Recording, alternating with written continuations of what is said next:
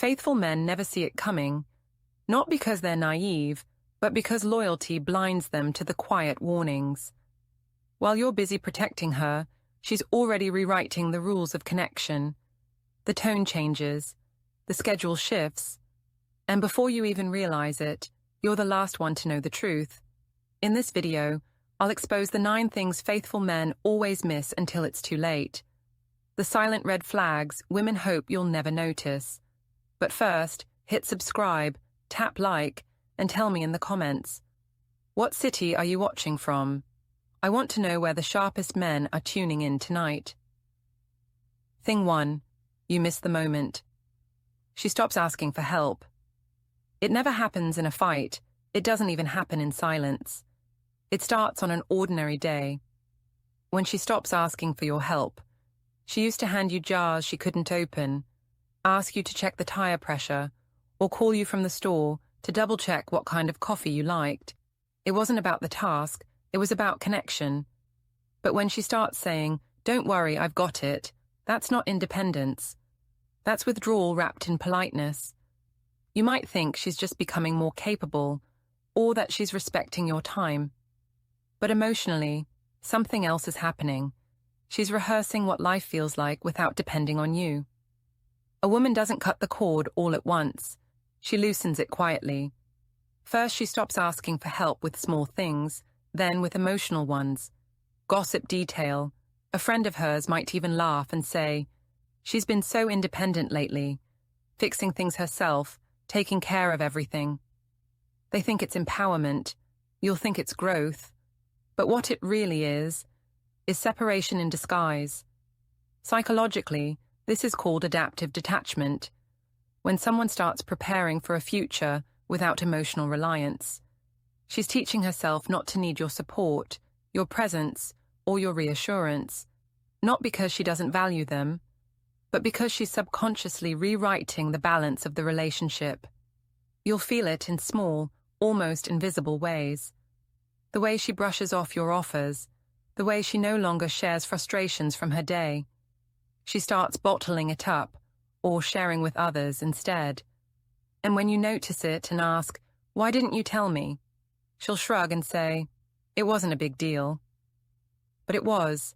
It's the moment she decided your input no longer mattered. Here's the irony. She'll still be polite, still thank you for things. But there's a subtle finality in her tone, a quiet confidence that says, "I don't need you to show up anymore." And you'll probably smile, proud of how strong she's become. But strength isn't always growth. Sometimes it's withdrawal wearing grace. Because when a woman stops asking for your help, she's not gaining independence. She's creating emotional distance. And that distance doesn't stop with her actions.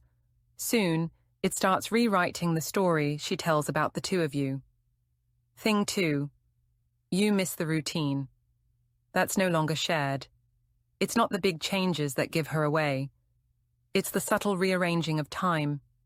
The routines that once belonged to both of you quietly become hers alone. You used to have shared mornings, shared meals, shared small moments that didn't need to be planned. But now, she's busy. Always busy. And somehow, her busyness never includes you. She starts new self-care nights, a different gym schedule, more catch-ups with friends you've never met. The shift feels natural at first. She's just taking care of herself, right? But underneath that calm exterior, something colder is forming, parallel living. 2 lives running side by side, with no overlap left. You'll notice the first crack when your days stop syncing. She gets up earlier, stays out later, eats before you get home. It's small at first, but repetition turns routine into distance. She's testing how easily she can exist without coordination, without you. Gossip detail. Her coworkers mention she's been glowing lately. They assume it's because she's been taking time for herself. You'll hear it and feel a sting you can't explain. Because you know, that glow used to happen when she was around you. Psychologically, this is known as temporal disconnection. When emotional detachment starts, it often shows up as a reorganization of daily habits. People begin creating autonomy in time before they create autonomy in heart. It's not rebellion, it's emotional insurance. She's building a life that functions perfectly fine without your presence. And when you ask her about it, she'll say all the right things. You should come sometime. It's just something I do for me. Those sound innocent, but they're strategic, designed to make her distance look harmless. Here's the real signal. She stops making future plans that include you. The "we should" phrases vanish. No more "we'll go there next weekend" or "we'll watch that together." The language of partnership quietly disappears, replaced by independence cloaked in serenity. You'll catch yourself trying to rejoin her world, offering to drive her, to join her routine again. But she'll smile, shake her head, and say, "You don't have to." And that phrase, said with calm kindness, will land heavier than any argument. Because "you don't have to" really means, "I've already learned how to do this without you." And when her routines no longer include you, she's not just living differently, she's practicing separation. But she doesn't just change her schedule. The next sign is far more subtle and far more dangerous. She starts changing her story. Thing 3, you miss the new story she's telling others. It starts with a few harmless phrases, things she says in passing that don't sound like criticism, but something about them feels off. You hear her tell a friend, "We've both just been busy lately," or "He's great, but we've kind of grown apart." She says it casually, like it's no big deal. But it is. That's the moment the story changes, not in her heart, but in her narrative. See, women don't detach all at once. They reframe.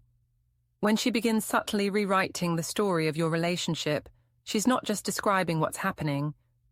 She's preparing to justify what's coming. You'll catch it in the tone, not the words. It's not bitterness or anger. It's distance disguised as calm reflection. She starts telling people about the challenges in your relationship as if she's already past them, as if she's observing her life from the outside. And the more she repeats it, the truer it becomes in her mind. Gossip detail. One of her close friends might say to you, "She's been doing a lot of reflecting lately," says she's figuring herself out. That's not reflection, that's rewriting. She's crafting a story where she's the protagonist again, and you're becoming the footnote. Psychologically, this is called narrative distancing. It's the process of emotionally stepping away by changing the meaning of shared experiences. The vacation you thought was perfect? She'll recall the one argument you had, the years of loyalty. She'll frame it as routine. She's not lying, she's editing. Editing the past so the future feels less guilty. And when you finally notice and ask, "Why are you saying that?" she'll look at you like you're overreacting. "I didn't mean anything by it," she'll insist. But make no mistake, every word is a brick in the new wall she's building between you and the woman she's becoming. Here's the cruel twist. She'll often speak highly of you to others. "He's such a good man. He's always been there for me." But listen closely. Those compliments are in the past tense. They're not admiration, they're closure. By the time you realize the story has changed, it's already been rehearsed a dozen times, at lunch with friends, in text threads, maybe even quietly in her journal. And once the story changes, the heart follows.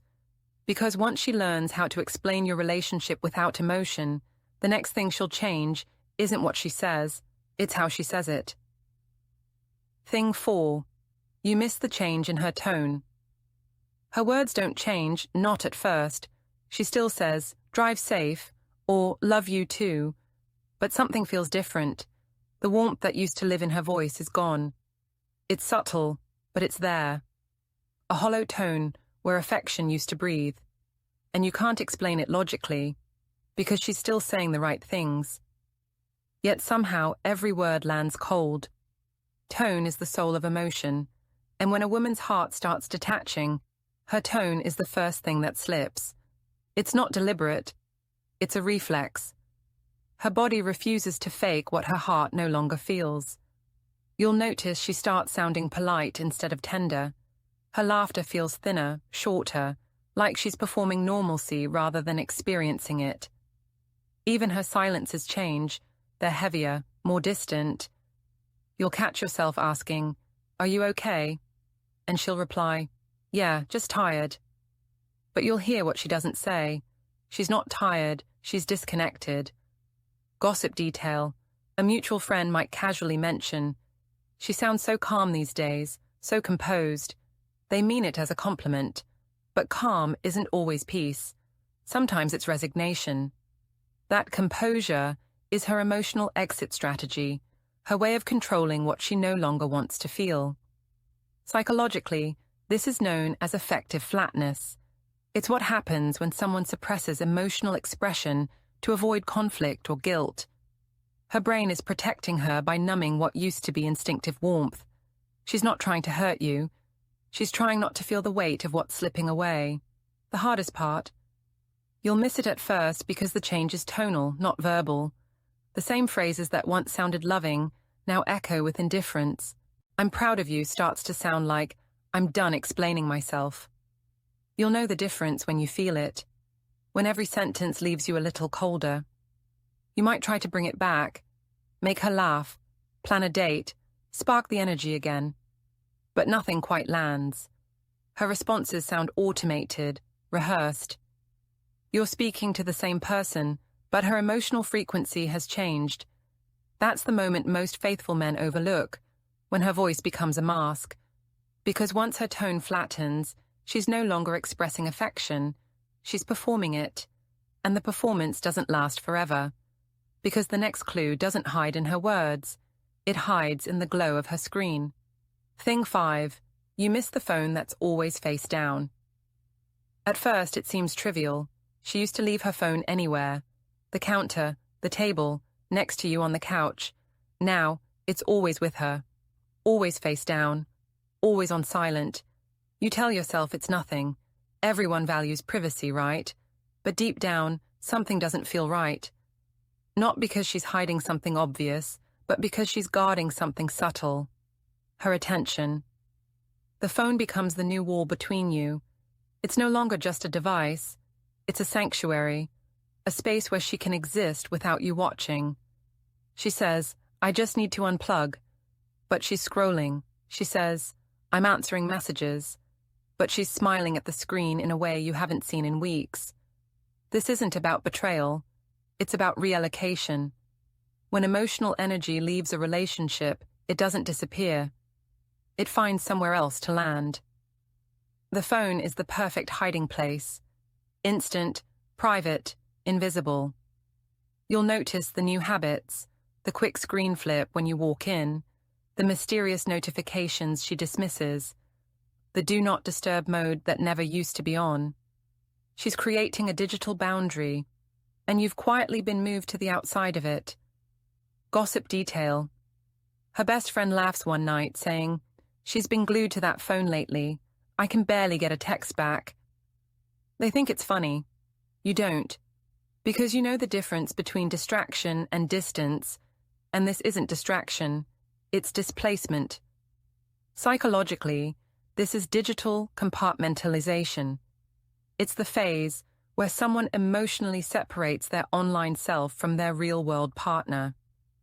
She's still present physically, but emotionally, she's logging in somewhere else. Somewhere she feels seen again. It doesn't have to be a person. It could be social validation, attention, or just the rush of control that comes with secrecy. You'll try to ignore it. You'll tell yourself, "I trust her." And that's exactly what she's counting on. Not your suspicion, but your faith. Faithful men often mistake silence for safety. But silence, when paired with secrecy, is where connection quietly dies. The phone that used to hold shared memories now holds separate ones, and each face-down moment is another second she's emotionally gone. But here's the cruel part. It's not the phone that replaces you. It's what the glow reflects. A new version of her that no longer needs your attention to feel alive. And when that glow starts to outshine you, the next thing you'll miss isn't on her screen. It's written all over her face. Thing 6. You miss the glow that doesn't come from you. You'll see it before she ever admits it. The light in her face changes. Not a dramatic sparkle, but a quiet brightness that doesn't include you anymore.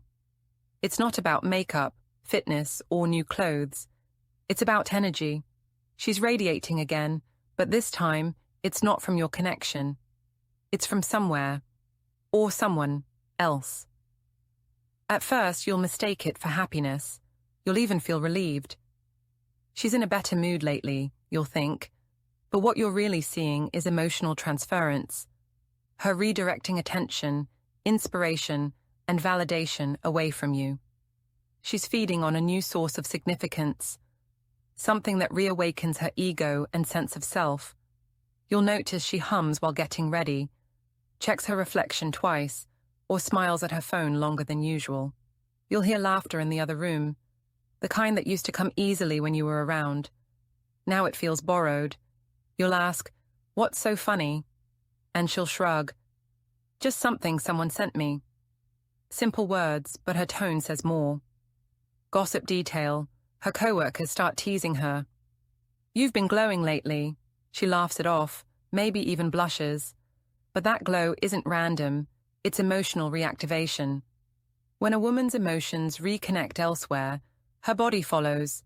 Lighter voice, brighter eyes, calmer presence.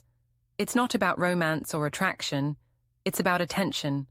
The source doesn't matter. What matters is, it's not you.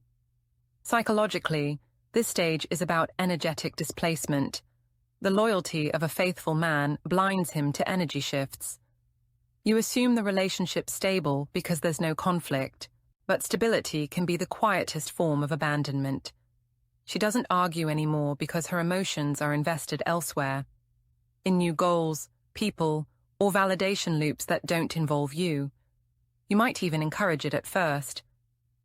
"I'm glad you're feeling good again." Because faithful men think that supporting her joy keeps the bond strong. But here's the danger. When her new happiness doesn't include you, it quietly replaces you. Over time, you'll notice her glow fades around you.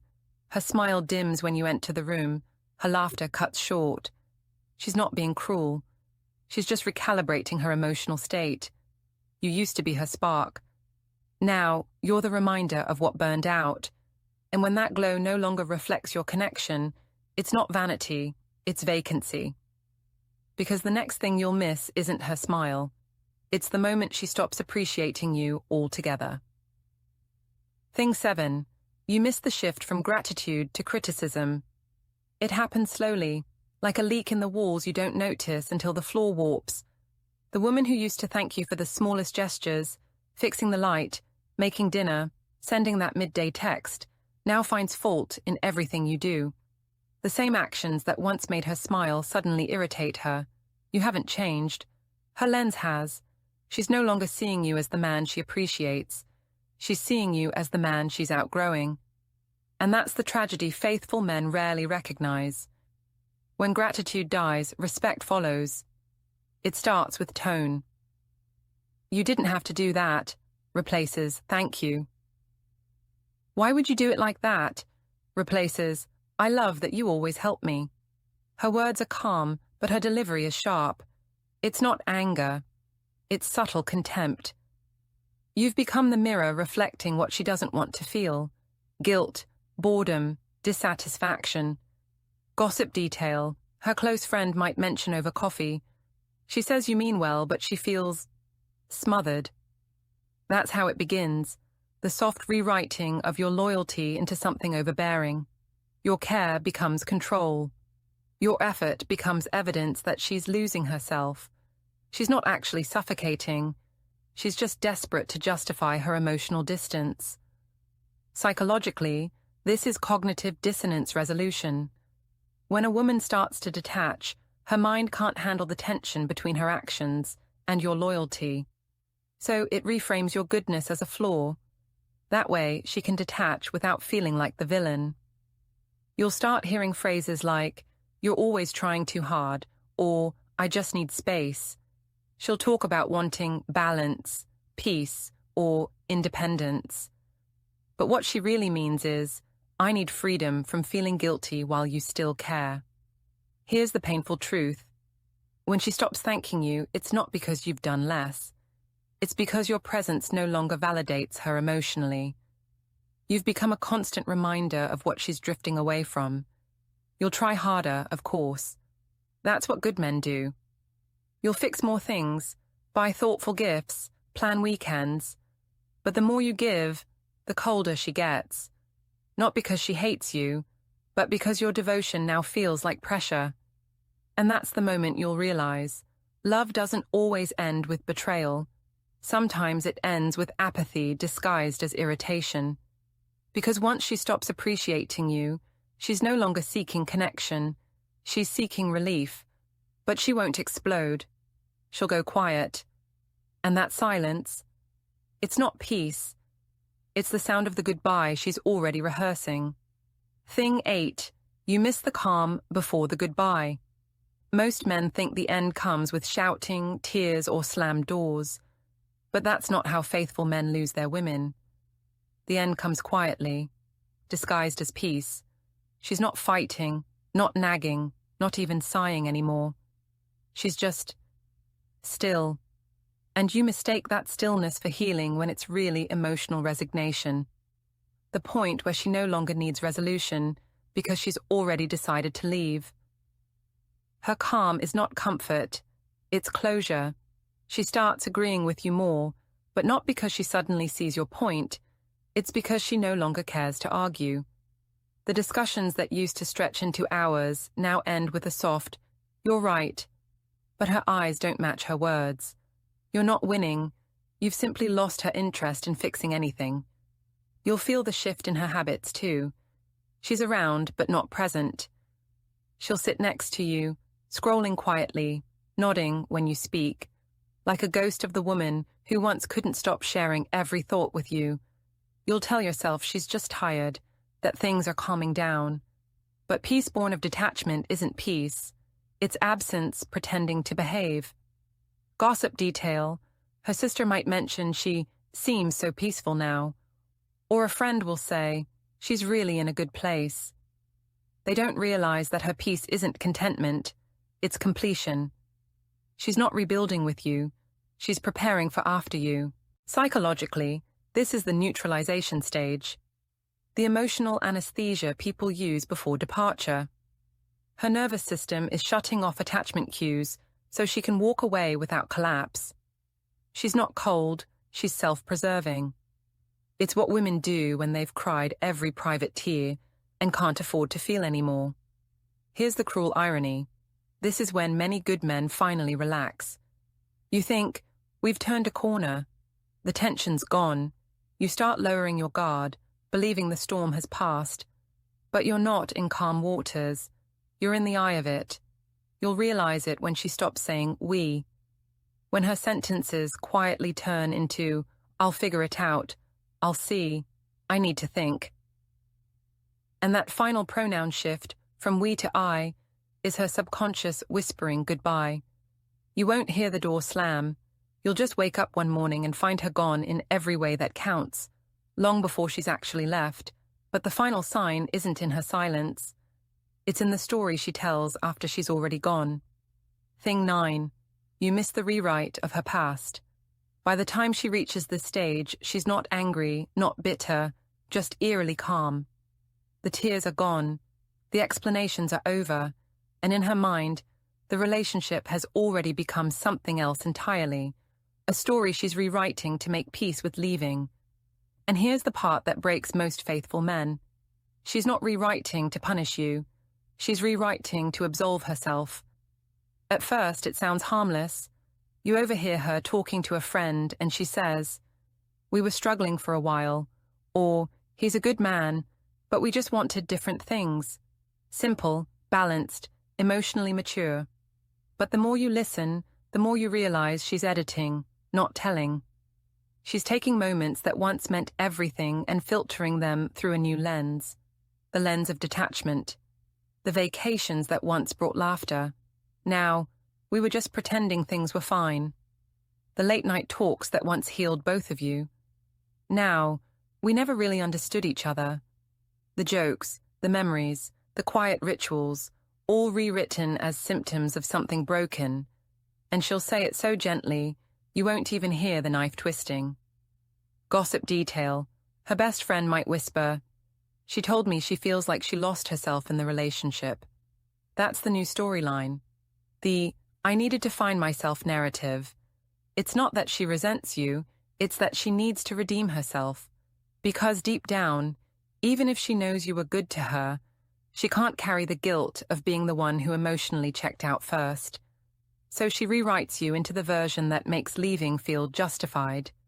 Psychologically, this is cognitive reframing, the final stage of emotional detachment.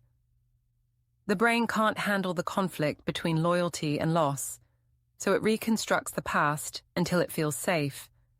Every tender memory gets filed under lesson learned.